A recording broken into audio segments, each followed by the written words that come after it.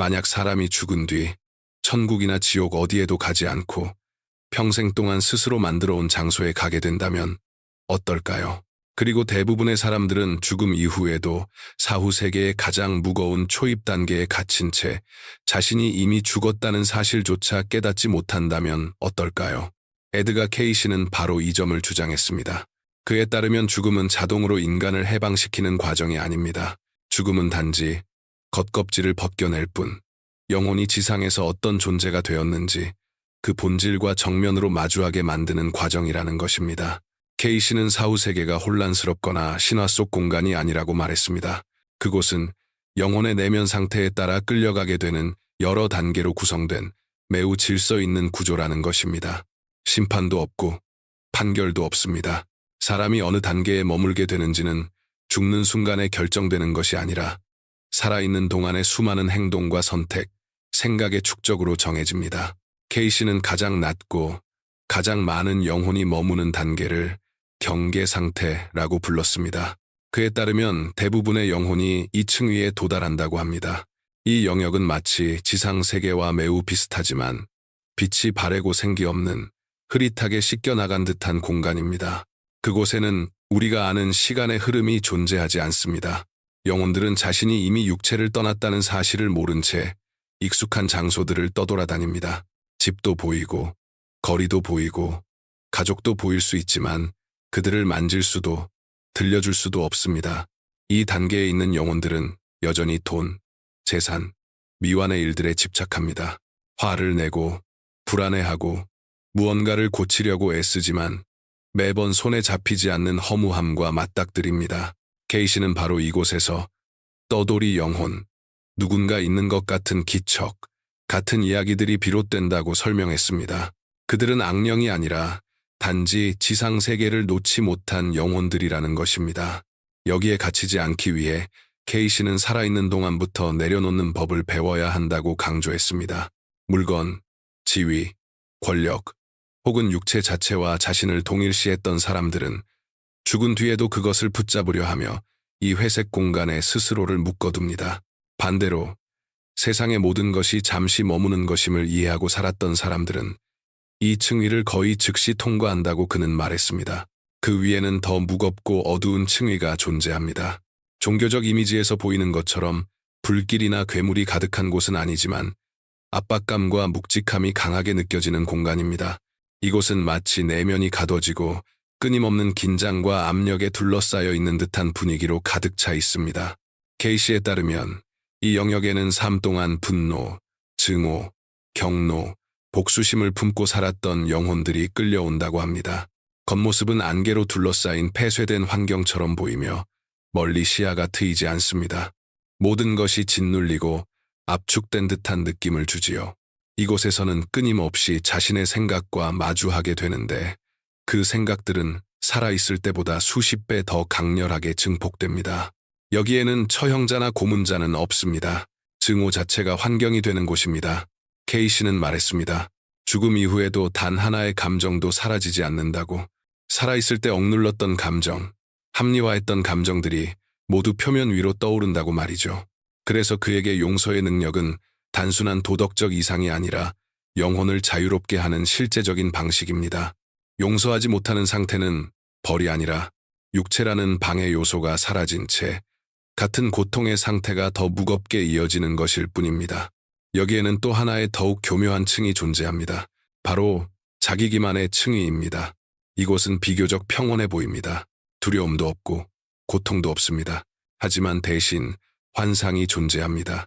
영혼은 자신에게 편안한 현실을 만들어내고 그 안에서 늘 자신이 옳다고 느낍니다. 책임은 언제나 타인에게 있고 실수는 마치 한 번도 존재하지 않았던 것처럼 느껴집니다.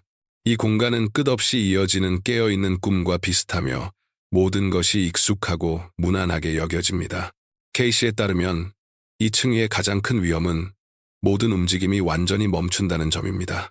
이곳에 머무는 영혼은 고통받지는 않지만 발전도 하지 못한 채 매우 오랜 시간 정체될 수 있습니다.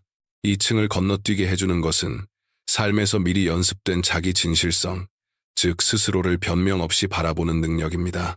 이 능력을 가진 사람은 죽음 이후 환상이 필요하지 않습니다. 그래서 K씨는 강조했습니다.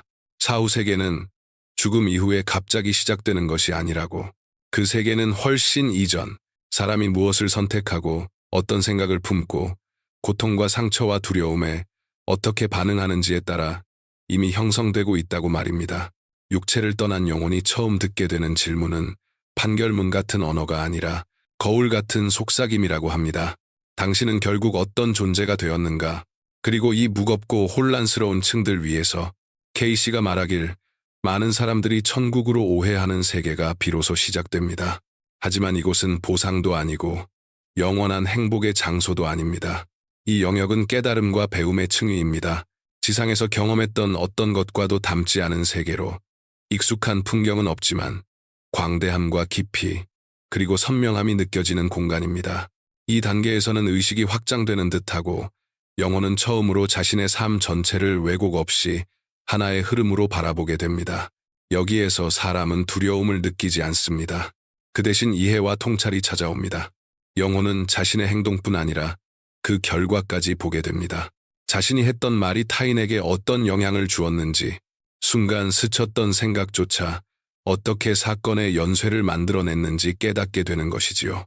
K씨는 이곳에서도 누군가가 영혼을 심판하지는 않는다고 강조했습니다. 그러나 숨는 것은 불가능합니다. 모든 것이 마치 탁 트인 곳에 놓여 있는 것처럼 완전히 드러나기 때문입니다. K씨가 묘사한 이 층위의 모습은 빛의 근원이 따로 존재하지 않는 그 자체로 빛으로 가득한 공간입니다. 그 빛은 눈을 찌르지 않으며 주변 모든 것에 스며들듯 퍼져 있습니다. 그렇기에 그림자도 숨을 곳도 존재하지 않습니다. 바로 이 점 때문에 많은 영혼에게 이 단계는 가장 힘든 시련이 됩니다.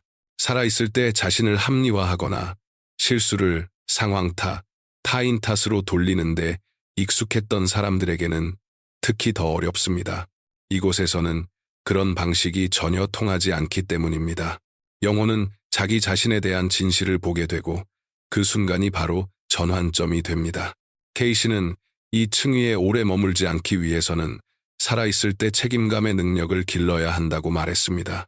자기 파괴나 회피 없이 자신의 잘못을 인정할 수 있는 능력 말입니다.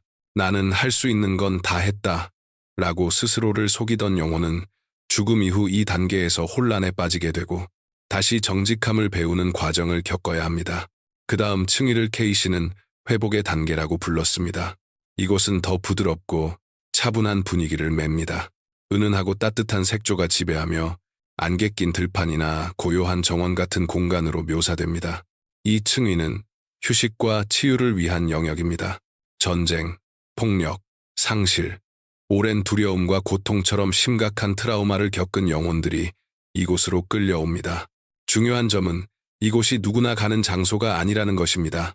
누군가가 영혼을 보내는 것이 아니라 회복이 필요할 때 영혼 스스로 머물게 되는 곳입니다.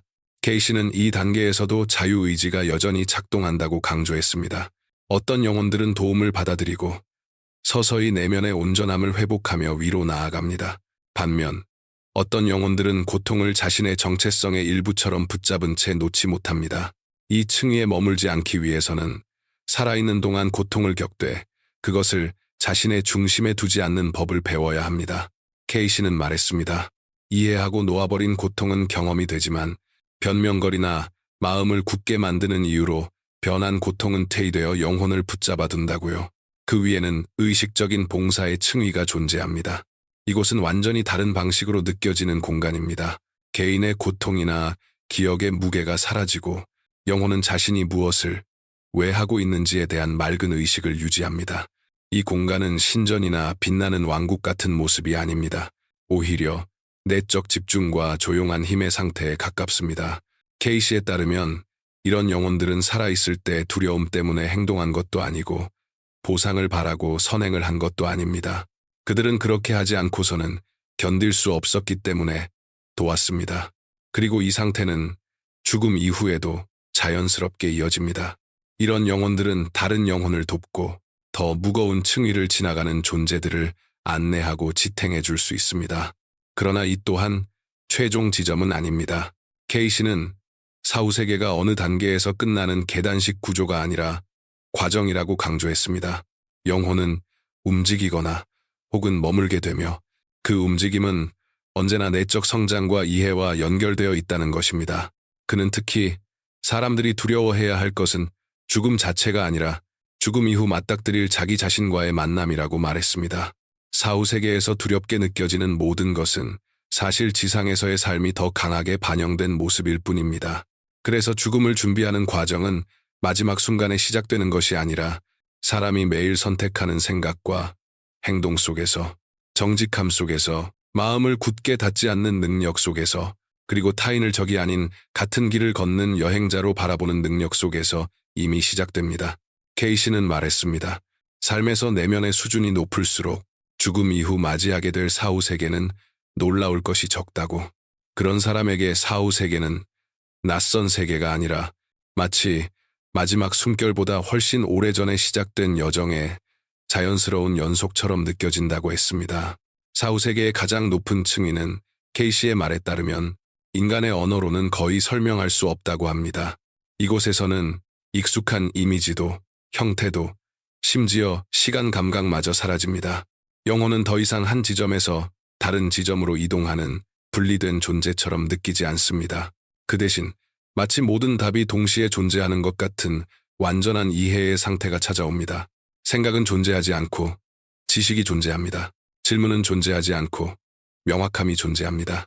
케이시는 바로 이 높은 층위에서야 비로소 지상에서의 삶이 결코 우연이 아니었다는 사실이 분명해진다고 강조했습니다. 고통도, 기쁨도, 만남도 의미 없이 일어난 것이 아니었다는 것입니다. 영혼은 자신이 어떤 배움을 위해 그 삶을 살았는지, 어디서 그 배움을 피했고, 어디에서 두려워했으며, 어디에서 용기를 냈는지를 또렷하게 보게 됩니다.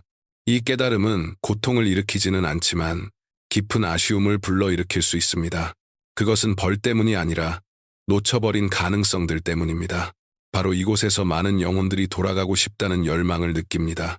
그곳이 나쁘기 때문이 아니라 더 다르게 할 수 있었던 것들에 대한 자각이 강하게 일어나기 때문입니다. 케이시는 환생이 우연도 형벌도 아니라고 말했습니다.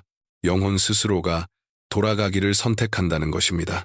그리고 자신이 계속 성장할 수 있도록 돕는 조건들을 선택합니다. 가족, 국가, 시대, 심지어 고난까지. 이 모든 것이 우연이 아니라 의식적인 선택이라는 것입니다. 하지만 가장 중요한 점이 있습니다. 케이시에 따르면 모든 영혼이 단번에 이 높은 층위까지 도달할 준비가 되어 있는 것은 아닙니다. 대부분의 사람들은 살아있는 동안 스스로 그 길을 만들어갑니다.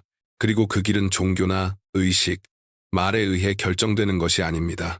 매일의 선택으로 형성됩니다. 아무도 보지 않을 때 어떻게 행동하는지, 스스로를 어떻게 정당화하는지, 부정해와 고통 앞에서 어떻게 반응하는지가 그 길을 빚어냅니다. 케이시는 죽음 이후 가장 무거운 짐은 실수가 아니라 마음의 경직됨이라고 경고했습니다. 타인을 경멸하거나 깎아내리거나 자신을 남보다 우월하다고 여기면서 살아온 영혼은 육체를 떠난 뒤 고립된 상태에 놓이게 된다고 말했습니다.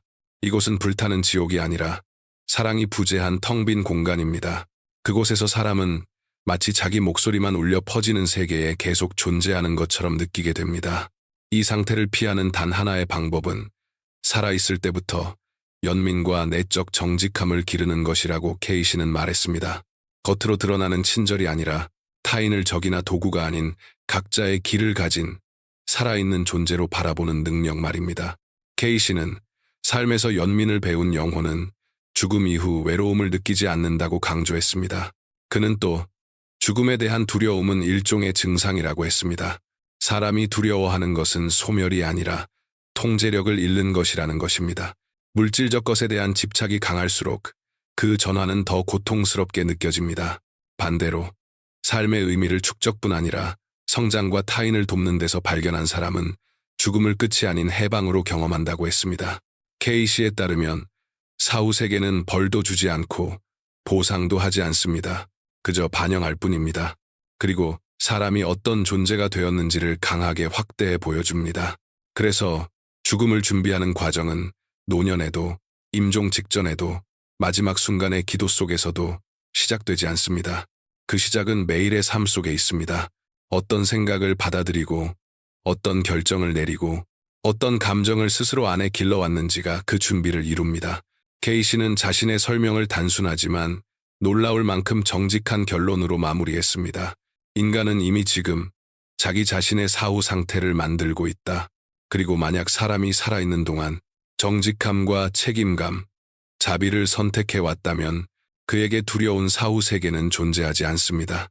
그에게는 환상이 아닌 진실로, 두려움이 아닌 평온으로 이어지는 길에 계속될 뿐입니다.